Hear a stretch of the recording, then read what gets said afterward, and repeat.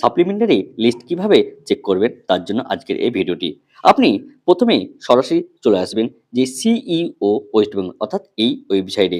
এখানে দেখেন যার লিঙ্ক কিন্তু এখানে দেওয়া আছে। এখানে আসার পর আপনি এখানে ক্লিক করবেন। ক্লিক করার পর আপনার কাছে এরকম পেজ খুলে যাবে।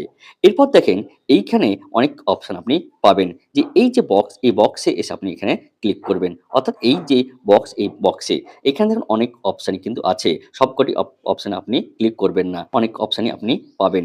এই অপশানগুলোর মধ্যে আপনি এই যে সাপ্লিমেন্টারি যে লিস্ট আছে 1 আর 2 এখানে এসে আপনাকে ক্লিক করতে হবে।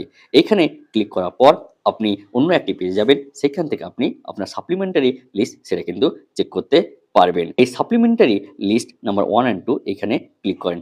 এই ক্লিক করলেই আপনার কাছে এইরকম একটি পেজ চলে আসবে। এই পেজে আসার পর এইখানে দেখেন আপনার কাছে যে স্টেট, তারপর ইয়ার অফ রিভিশন এরকম একটি পেজ কিন্তু চলে আসবে। এখানে চলে আসার পর আপনার যে ডিস্ট্রিক্ট, সেই ডিস্ট্রিক্ট আপনাকে এখান থেকে ক্লিক করতে হবে। তারপর আপনাকে যে অ্যাসেম্বলি, সেই অ্যাসেম্বলি আপনাকে এখানে ক্লিক করতে হবে। অর্থাৎ আপনার যেটা অ্যাসেম্বলি সেটায় ক্লিক করবেন। তারপর দেখেন এইখানে যে পার্ট নাম্বার এবং পার্ট নেম এইখানে এসে আপনাকে ক্লিক করতে হবে। আপনি আপনি যেখানে ভোট দিয়েছেন সেইখানে আপনি এখানে ক্লিক করবেন। ক্লিক করার পর এইখানে দেখেন আপনাকে একটা ক্যাপচা কোড দিতে হবে। এই ক্যাপচা কোড দেওয়ার পর আপনি এই যে ফাইলটা, এই ফাইলটা ডাউনলোড করতে পারবেন এবং পার্ট নেম এইখানে আপনাকে দেখতে হবে।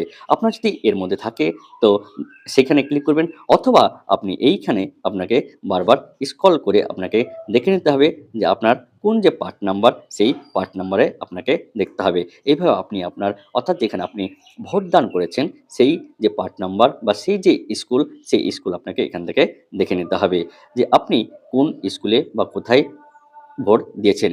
এইভাবে আপনি এই যে পার্ট নাম্বার, এই পার্ট নাম্বারগুলো এভাবে চেক করতে পারবেন। এখানে যতগুলো পার্ট নাম্বার আছে অর্থাৎ সবগুলো কিন্তু এখানে আপনি পেয়ে যাবেন। এইখানে আপনি যদি ক্লিক করেন, তারপর দেখেন এইখানে যদি আপনি আপনার যে ক্যাপচা কোড, সেই ক্যাপচা কোড যদি দেন তাহলে এই পিডিএফ ডাউনলোড হয়ে যাবে। অর্থাৎ এখানে দেখেন ডাউনলোড সিলেক্টেড পিডিএফ, এখানে যদি ক্লিক করেন তাহলে কিন্তু আপনার এই পিডিএফটা ডাউনলোড হতে শুরু করবে। এবার যদি আপনার ডাউনলোড হয়ে যায় তাহলে এইরকম দেখেন আপনার কাছে একটা যে নতুন যে এসআইআর যে লিস্ট অর্থাৎ সাপ্লিমেন্টারি লিস্ট, এই লিস্ট কিন্তু আপনার কাছে ওপেন হয়ে যাবে এবং এখান থেকে আপনি দেখতে পারবেন যে আপনার নাম আছে কিনা। এরপর যদি আপনার নাম না থাকে তাহলে 15 দিনের মধ্যে আপনাকে ট্রাইব্যুনাল অ্যাপিল করতে হবে এবং সেখানে কি ডকুমেন্টস লাগবে, আবেদন করার পদ্ধতি, সমস্ত কিছু কিন্তু আমরা এর পরের ভিডিওতে আমরা আপলোড করব।